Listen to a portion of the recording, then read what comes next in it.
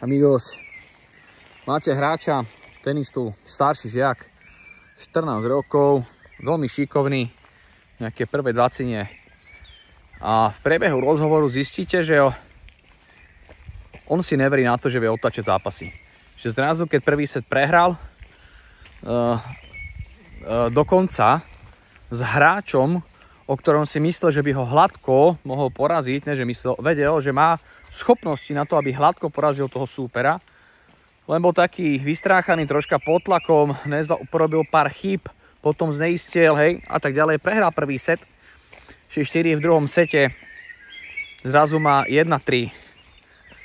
Keď sa spýtam, že čo tam v tej hlave išlo, tak povie, to už nemá zmysel pre ňoho. On už nevie také niečo vyhrať. To už sa nedá. To už sa nedá vyhrať pre ňoho. To už je konec. Zastavuje 1-3. Zoberte si, že možno štandardná reakcia trénerov a tak ďalej je v tom, že musíš si veriť, hej. Ale čo tomu všetko prechádza, je troška komplexnejší fenomén na to, aby si ten chlapec začal veriť. Teraz je otázka, že prečo ten mozog vlastne vyhodnotí za stavu, že je 1-3 a on už si neverí. Napriek tomu, že vie, že schopnosti na to má, ale jednoducho si neverí. Čo tomu predchádzalo? Zväčša je to o tom, že ten chlapec si nezobral A4 a nezačal písať sloh, že si neverí a nechce si veriť, že on k tomu nejakým spôsobom vykryštalizoval. Ten život ho tak doviedol do tohto presvedčenia, že on si neverí. A treba pochopiť tú dráhu, že prečo sa ten mozog takto vyformoval, že on za 1-3 vyhodnocuje, že už to nemá zmysel. To znamená, keď to rozoberete, tak zistíte, že mal zápasy v minulosti, kedy viedol, teda kedy mal napríklad 2-4, 1-4, snažil sa, dotahoval, ale aj tak prehral. Stalo sa mu to 2 razy v minulosti, potom aj za detstvo. Čiže mu dostal jasný signál, že napriek tomu, že sa snažím ako debil, tak to nemá zmysel. A vy to takto zakódujete. Čiže kvázi on zlyhal. Vykonáva maximálne úsilie, snažil sa a zlyhal, lebo prehral. Avšak ten kľúčový moment je, keď on pochopí, že či to vlastne je zlyhanie. Pretože reálne zlyhanie nie je, chlapče, to, že ty si sa snažil a prehral. Zlyhanie je to, keď si sa nesnažil. A toto ten chlapec musí porozumieť tomu. Že nemôže jeho mozog kódovať tú informáciu, že som sa snažil a bolo to k ničomu, lebo som prehral. Ne, ty si prehral, to je pravda. Ale to není zlyhanie. To je to, že ty trénuješ tú bojovnosť do posledného momentu. Či vyhráš, či prehráš. Zlyhanie je to, že ty teraz už nebudeš za 1-3. To je zlyhanie. To motor musí porozumieť. Musí aj porozumieť tomu, že vlastne OK, tak jeho mozog sa tak vyformoval, mal zápasy predtým, už v detstve, a jeho mozgu to dalo taký význam, že nemá to zmysel. A teraz otázka, chceš tam zostať? Chceš tam zostať? Je toto dobré? Má toto budúcnosť pre teba? Keď pôjdeš hore, vyššie, hrať medzinárodné turné, ty si myslíš, že s týmto mindsetom niečo ty uhráš? Pretože je to určitý blok, ktorý ťa nepustí. Napriek tomu, že tie schopnosti máš, ťa to nepustí. To je realita. Čo chceš robiť s takýmto mindsetom? Čo by si chcel mať za 1-3 v hlave? Čo by si chcel mať za 1-3 v hlave? Tak znie otázka. Vieš si ty vôbec predstaviť, že by si znovu aktivoval tú zručnosť, že ne, ideš ďalej a bojuješ? Pretože on už to ten chlapec predtým mal. On to v sebe má, on bojovník je, len je utlmená tá schopnosť. Ale tým, že on ju aktivoval, bojoval a niekoľkokrát za sebou mu to nevyšlo, tak mozog to zakodoval s nízkym dopamínom a už sa znížila pravdepodobnosť, že to sa aktivuje znova. To je neurochemický proces. To sa dopísme a ten chlapec za to na konci dňa možno ani nemôže, pokiaľ okolo seba nemá ľudí, ktorí mu to vysvetlili. Proste to je neurochemická reakcia. Takže on musí pochopiť, že on to v sebe mal, urobil to a teraz to potrebuje znovu aktivovať. Ale pokiaľ on bude veriť, že to nedá, tak to nepôjde.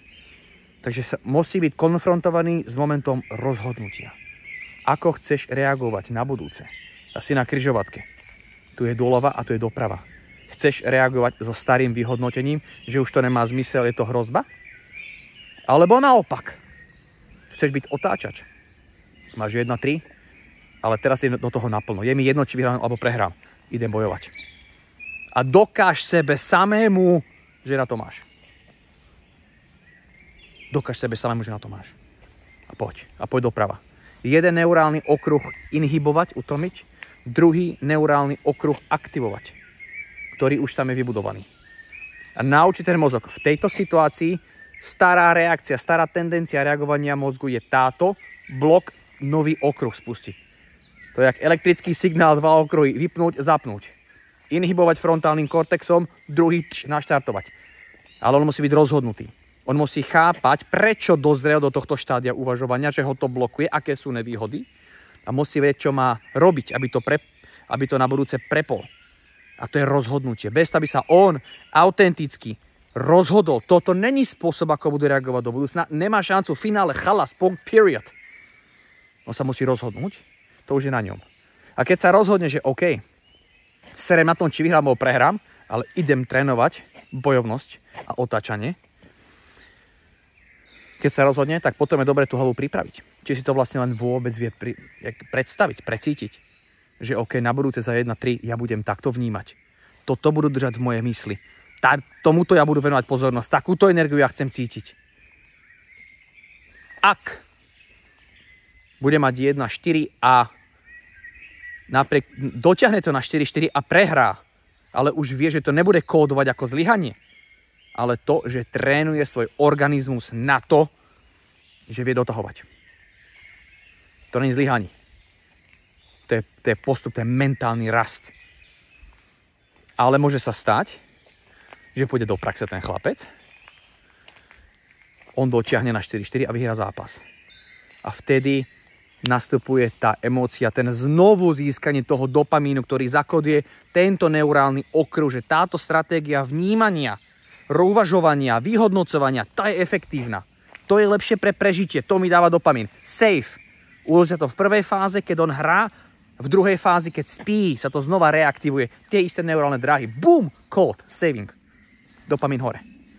A dokonca na budúce sa na to už môže tešiť. Lebo vie, čo má robiť v ťažký moment. Vie, čo sa s ním dialo, prečo sa to dialo. Vie, čo má robiť na to, aby nabolo to snehovú gulu a reagoval tak znovu. A posiluje a spevňuje tú neurálnu dráhu, ten konkrétny neurálny okruh. Jak sa hovorí, buď to používaš, alebo to strácaš. A my sme tým, čím sa trénujeme byť. Len musíte mať jasno v tom, čo chcete. Takže to je ako keby menšie rozuzlenie, že čo všetko čo všetkým za tým je, než keď si ten hráč neverí, nestačí povedať, že ver si, ale treba troška ísť hlbšie, nahliadnúť do neurobiológie správania, pochopiť, prečo ten chlapec tak uvažuje a čo potrebuje porozumieť a potom ho motivovať, aby urobil rozhodnutia a išiel potom on sám. Takže toľko troška pohľadu športového psychológa do tematiky neverím si a neviem otáčať. Vamos!